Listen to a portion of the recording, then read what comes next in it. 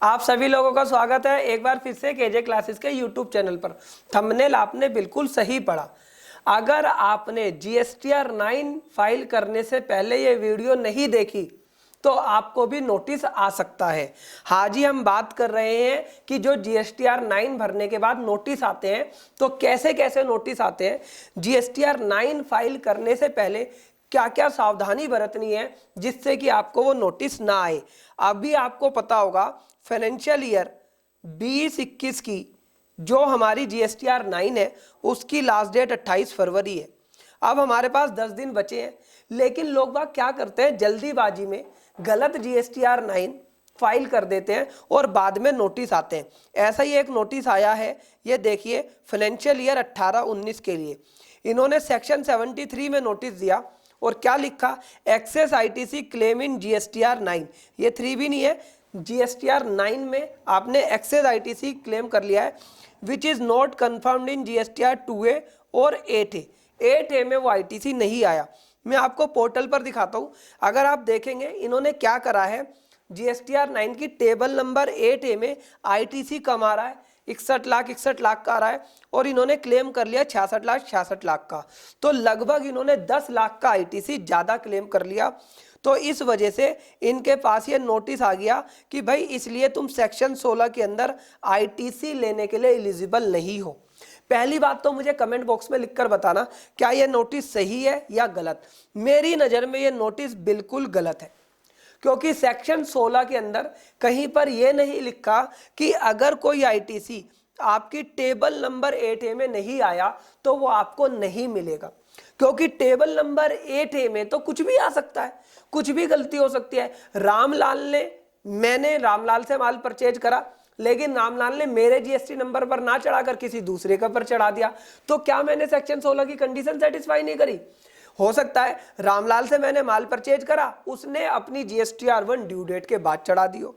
तो यहां पर मुद्दा ये नहीं है, मुद्दा ये है कि ये नोटिस ना आए।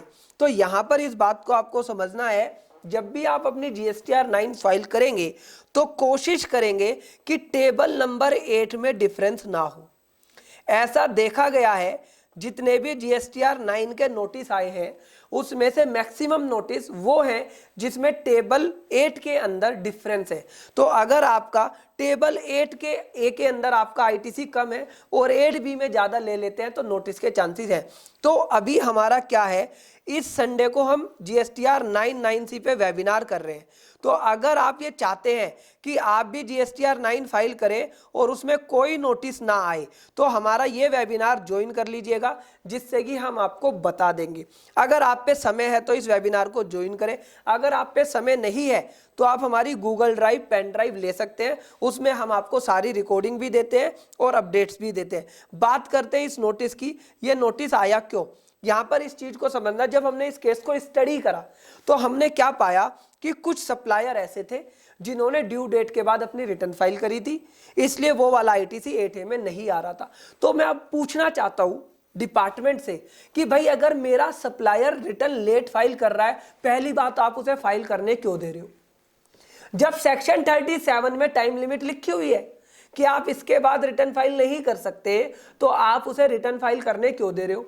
और अगर मेरे सप्लायर ने अपनी रिटर्न लेट फाइल करी है तो इसमें मेरा क्या फॉल्ट? मैं जीएसटीआर 1 की बात कर रहा हूं, मैं 3B की बात नहीं कर रहा। अगर मैंने सेक्शन 16 की सारी कंडीशन सेटिस्फाई कर दी और मेरा सप्लायर ने अपनी जीएसटीआर 1 को लेट फाइल करा, तो भाई लॉ में कहां लिखा है? अब आप कहोगे सर सेक्शन 16(4) में लिखा तो है कि सेक्शन 16(4) में सितंबर की ड्यू डेट तक रिटर्न फाइल करनी है। भाई वो जो सेक्शन 16(4) बना है वो रिसिपिएंट के लिए बना है, सप्लायर के लिए नहीं बना।